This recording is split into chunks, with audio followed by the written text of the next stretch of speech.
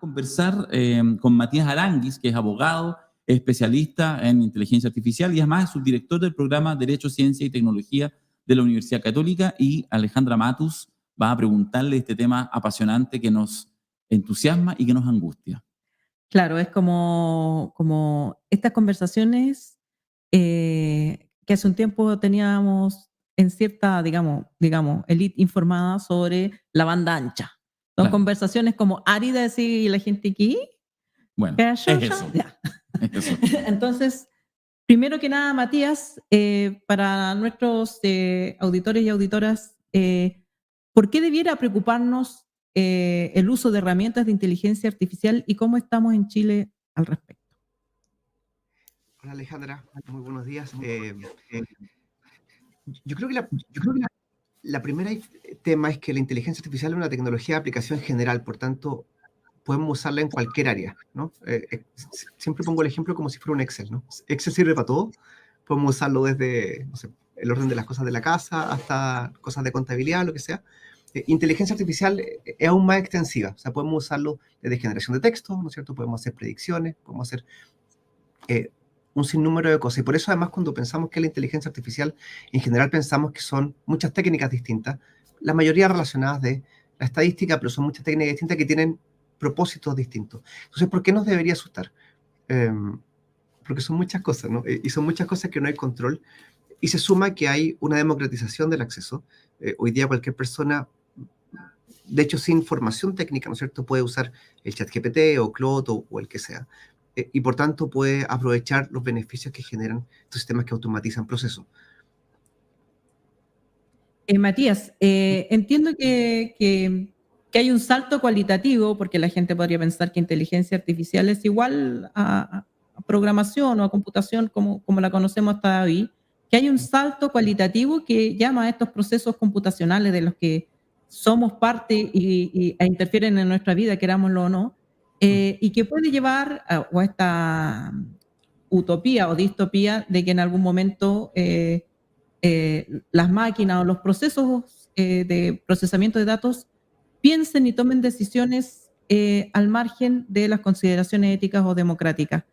¿Es eso una posibilidad real o la gente está tomando opio cuando plantea ese riesgo?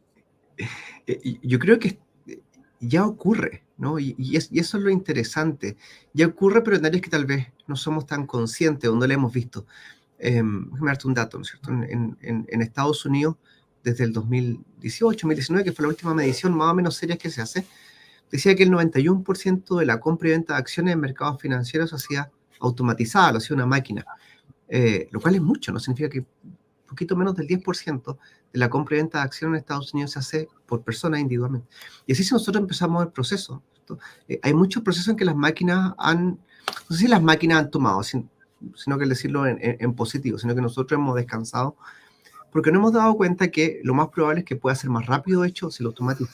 ¿No? Puede ser más eficiente, puedo tomar más elementos en consideración, o simplemente, ¿no es cierto?, yo puedo invertir lo suficiente, cosa de que yo externalizar esta toma de decisiones. Por tanto, ya está ocurriendo. La pregunta es, como bien decía, ¿no es cierto?, ¿en qué momento esto pasa a ser peligroso? Cuando hablamos de peligro, generalmente tenemos que pensar en dos grandes peligros. El peligro que es más entretenido por la ciencia ficción que hemos visto, ¿no es cierto?, que las máquinas se vuelvan malas o tengan intenciones distintas a las que esperábamos, que en general cuesta que pase algo así, porque más o menos uno puede controlar eso. Y el segundo peligro, que el peligro más real, es que se equivoquen, ¿no? Ya se equivoquen, ya sea porque hubo una mala diligencia al momento de programar, seleccionar la información, etcétera, etcétera, o porque se equivoquen simplemente porque hay una posibilidad de equivocación. Salió un número hace un par de días, ¿no es cierto? El ChatGPT se equivoca en un 3% de los casos, como ellos lo habían calculado. Uno puede calcularlo de diferentes formas. Claude se equivoca en un 8% de los casos, y así va increciendo. Entonces, a esos dos riesgos, ¿no es cierto? Uno, que se vuelvan malas, yo tengo un poco menos de confianza en eso, y segundo, es que se equivoquen por error. Y el tercero, que ya no sería una equivocación, simplemente que alguien maliciosamente, y ya hay, ¿no es cierto? Particularmente pensemos en las fake news, ¿no es cierto? Todos los clickbait, noticias o Twitter, etcétera, donde ahí, en este caso, intencionalmente se hace que la máquina tenga un objetivo de daño. Matías, no puedo parafrasear al poeta que lo dijo, pero lo voy a buscar. Pero alguien dijo que la inteligencia artificial ni es inteligencia ni es artificial, en el sentido de que, por supuesto que los parámetros que se le dan, que tenía confiadas a la inteligencia artificial y que demostraron que castigaba, por ejemplo, ser mujer o ser afrodescendiente, porque la máquina vio que en las últimas contrataciones de 10 años Google contrataba preferentemente a hombres blancos y pensó que entonces ser hombre blanco era bueno y ser mujer y afrodescendiente era malo y te descontaba puntos por ser mujer o por ser afrodescendiente. Y estas cosas que se pueden corregir después, ya no se corrigen cuando no te contrataron a ti con este algoritmo por ser mujer. Y eso es más que un error, digamos, porque yo creo que eso no necesariamente está identificado como un error. La máquina está haciendo lo correcto según los parámetros que se le han dado. Y según esto, yo creo que el mayor riesgo es que cómo se manifiesta esto en la democracia, en los medios de comunicación. Lo vemos todos los días. El algoritmo dice a las personas les interesa leer noticias de gatos y vamos inundando las redes con noticias de gatos, que me encantan, por supuesto, pero que están jerarquizadas por sobre las muertes en Gaza o por sobre la vida o los testimonios de las 14 personas que murieron ayer en Coronel. O sea, y te hago más terrible el ejemplo, ¿no? Solo para generar mayor atención. No cuenta la información en Yemen o lo muestra la información de los musulmanes Rohingya, ¿cierto? Hay 1 millón de musulmanes que han sido desplazados en Myanmar y no parece ser atractivo, ¿cierto? Ahora, con respecto al volver atrás, es súper interesante porque esto fue una pregunta que hizo un niño una vez de un colegio, lo cual en clase de la universidad no me la habían preguntado, pero sí lo hizo un estudiante de colegio, cual me da mucha esperanza para el futuro.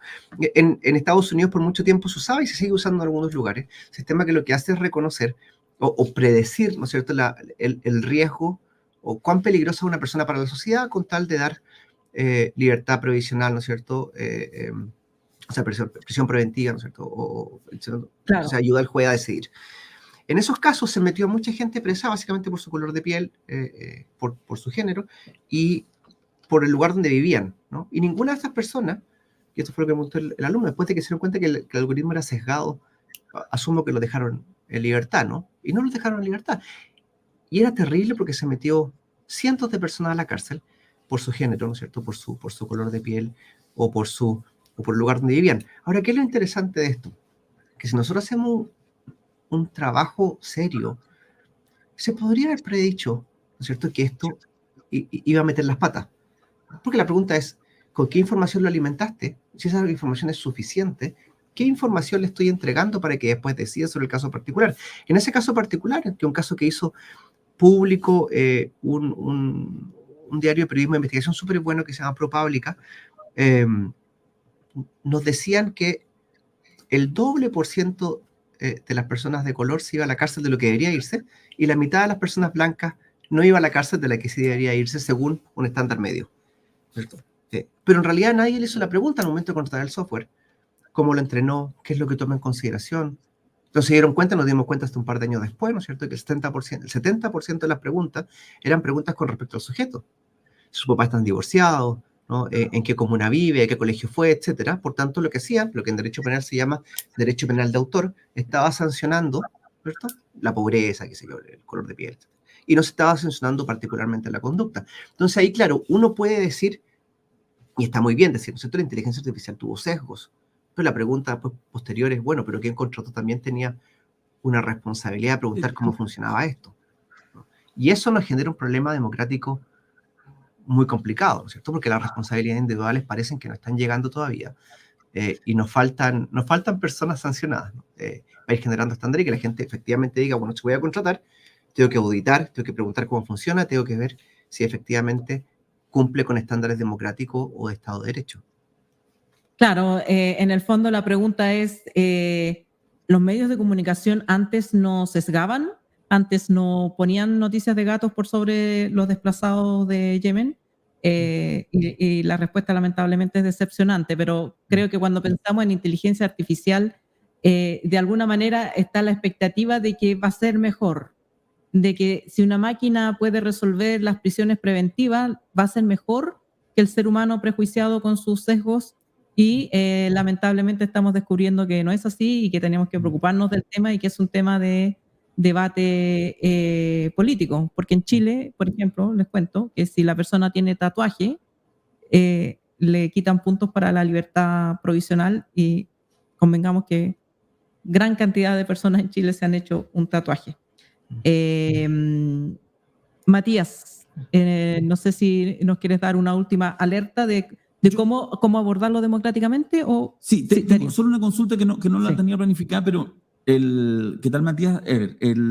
Tú eres abogado, digamos, y desde ahí te acercas al tema, por lo tanto no es que estemos con alguien experto en máquinas, con un ingeniero así súper informático, pero con el conocimiento que tú miras, y por lo tanto te hago una pregunta, insisto, que excede del lugar profesional en el que estás, de tus conocimientos base, pero en el acercamiento al tema, ¿tú crees que uno, si mira un poco jugando a un escenario de futuro indeterminado, ¿tú crees que la humanidad llegará al momento muy distópico, muy cinematográfico incluso, de tener que tomar la decisión o tener que pensar como en el fondo como en apagar el switch? Estoy pensando en la lógica efectivamente de la voluntad. Esto yo lo he escuchado, no sé qué tan cierto es, digamos, pero lo he escuchado varias veces, esta idea que incluso a veces en algunas pruebas que han hecho, que han puesto como dos computadores, lo voy a decir así. Y entonces de repente, en algún minuto empiezan a establecer código que el programador no entiende qué es, intuyendo que hay algo así como una comunicación que ya escapa al control, digamos, del operador de la máquina y que de hecho han apagado, digamos, han desenchufado. ¿A ti te parece que en el conocimiento que tú vas adquiriendo pudiera haber un desarrollo tecnológico tal que llegara un momento de peligrosa autonomía? Yo creo que tenemos momentos, yo creo que estamos en un momento de peligrosa autonomía en varias áreas. ¿Cierto? La sociedad es suficientemente compleja y tenemos mucha dependencia de diferentes sistemas, donde hay áreas donde efectivamente cometen errores. Ahora, con respecto a eso, por ejemplo, cuando generaron este lenguaje y crean esta idea de que empiezan a comunicarse entre ellos, en realidad fue bastante menos inteligente de lo que parecía la noticia en su momento, sino que habían caído en un loop. Entonces, básicamente, como fue, empiezan a comunicar dos chatbots. Entonces, uno dice, hola, ¿cómo estás? Bien, ¿y tú? El otro dice, bien, ¿y tú? ¿Y tú? El otro, bien, ¿y tú? ¿Y tú? ¿Y tú? Entonces, básicamente, y eso no era tan inteligente. Claro, fue eso. Y en general no han hecho cosas mucho más inteligentes que eso, porque es mucho más fácil caer en un loop a que genere el lenguaje. De suyo es imposible que generen conceptos, y eso es como largo de explicar, pero es imposible que generen conceptos, sino que generalmente el problema es que caigan en errores. Pero hemos caído en errores muchos, y yo creo que tenemos mucha dependencia social en ciertos sistemas, tanto democráticos, ¿no es cierto?, con la facilidad que hoy día es, y lo hemos visto para manipular a la gente y cómo votan, Brexit, ¿no es cierto?, Trump, Podemos, etcétera. Ejemplo, hay infinito, y lo más probable es que esto vaya solo increciendo porque cada vez es más fácil. Pero también tenemos a nivel global problemas, ¿cierto? ¿Qué es lo que pasa con los sistemas de detección de ataques nucleares, ¿no es cierto? Tuvimos problemas con la crisis de los misiles en su momento. ¿Qué es lo que tenemos con la comunicación satelital, etcétera, ¿no es cierto? Y vamos dependiendo de muchos sistemas que eventualmente podrían generarnos en una situación más compleja de la controlable. Así ha pasado, y pongo el ejemplo, ¿no es cierto? En mercados financieros ha pasado varias veces lo que se llaman los flash crash o las crisis rápidas, ¿no es cierto? Crisis que en 30 minutos, ¿no es cierto? El 2010, en 30 minutos se perdió $1 trillón de Estados Unidos. Desapareció. $1 trillón, ¿no es cierto? Que es mucha más plata que el Producto Interno Bruto de varios otros países. Y desapareció. Y todavía no sabemos exactamente qué pasó. Sabemos que porque está automatizado, la automatización no era muy buena, y así ha pasado esto muchas veces. No tan grande como en ese momento, pero ha pasado varias veces en diferentes mercados. Entonces, ¿cuál es el problema? ¿No es cierto? Son los incentivos. Yo soy una empresa que estoy ganando plata con esto. Obviamente tengo el incentivo de automatizar porque lo puedo hacer más rápido, mejor, etcétera, o parece mejor, y no incorporo los riesgos que genera tanto para la empresa como para la sociedad. Y por eso es importante una regulación enfocada en responsabilidad, ¿no? A mí me da un poquito de miedo las regulaciones de principios tan grandes, porque los principios es difícil traerlos a tribunales cuando uno quiere demandar a alguien, ¿no? No cumplió el principio de la inteligencia artificial para la humanidad. ¿Y qué significa eso en la práctica? No, pruébeme que no lo cumplió. Pero sí fijar estándares de responsabilidad donde digan, mire, usted en realidad no hizo una correcta selección de la muestra sobre la cual iba a entrenar el algoritmo, no tuvo a 3 especialistas en tal o cual área, etcétera, no vio los sesgos que podía tener, que uno los puede predecir además porque hay herramientas estadísticas para hacerlas. Por tanto, bueno, usted es responsable. Y eso hoy día no tenemos una regulación que nos permita. El daño también, ¿no? Responsable del daño. Supongamos que usted aplicó un algoritmo para maximizar ganancias y secó un río. O sea. Sí, exacto. Y eso pasa en democracia, porque la pregunta en democracia es, cuando yo creo, incluso pensémoslo súper buena onda, ¿no? Como parodia. Yo creo una cuenta Twitter parodia, ¿no? De cualquier partido político. Esa cuenta Twitter parodia se convierte en influencer. Y logra mover la aguja, y hay elecciones que hemos visto que han sido por muy poquita diferencia de votos, logra mover la aguja porque salga un candidato que evidentemente, ¿no es cierto?, puede ser un loquito, cada vez tenemos más tendencia, ¿no es cierto?, a que hayan, claro, a que hayan personajes más estrambóticos de lo necesario, y salen, ¿qué responsabilidad tiene esa persona, no? Porque logró manipular con información falsa, etcétera, y hoy día no parece que haya responsabilidad. Sabemos que la libertad de expresión es fundamental y que hay que protegerla, y la libertad de medios es fundamental, hay que protegerla, pero no parecen haber sanciones reales cuando alguien miente, por ejemplo. Pensemos en ejemplo, el caso de las vacunas, ¿no es cierto? La gente que no se vacunaba. Y tuvimos hartos famosos, ¿no es cierto?, que estaban haciendo campaña antivacuna, y yo no sé, sería interesante hacer el ejercicio, hacer seguimiento si por 3 famosos que pusieron cosas antivacunas, hubo gente que no se vacunó y terminó muriéndose. Claro. No está afectando una política pública. Y no parece haber una responsabilidad, porque dice, bueno, la gente es libre, ¿no? Por tanto, si no sé, Miguel Bosé, que fue súper visceral con respecto a no se vacune, ¿no? Bueno, de hecho hubo un señor antivacuna que se murió él mismo. No, vale. Claro. Sí. Vale. Claro. O sea, vale. Pero no sé si Miguel Bosé afectó a cierto grupo de personas que tal vez confiaban mucho en él, porque un tipo con tremendo historial, fantástico, ¿no? Y no se vacunó y se terminó. O sea, no sabemos los daños porque es difícil calcular los daños con respecto a la información. Sí, pero tal vez hay daños más directos que sí se pueden medir. Por ejemplo, la libertad de una persona parece ser mucho más directo y abordable por la democracia. Matías Aranguis, abogado, especialista en inteligencia artificial y subdirector del programa de Derecho, Ciencia y Tecnología. Estaba pensando nomás, solo una tontera para despedirte, estaba pensando que y ahora lo eché a perder, pero deberíamos haber terminado esta entrevista y deberíamos a continuación haber dicho, bueno, la verdad, Matías Aranguis no existe y estábamos con claro. la inteligencia artificial creó esta... Eso habría sido tonto, pero no, existe. Me van a molestar más mis colegas con esa frase, que ahora efectivamente decir que no existe. Claro. Ni gracias, tan Matías. Inteligente ni tan artificial. Exacto. Muchas gracias, Matías. Que esté muy bien. Gracias. Y de repente en este minuto se desconfigura.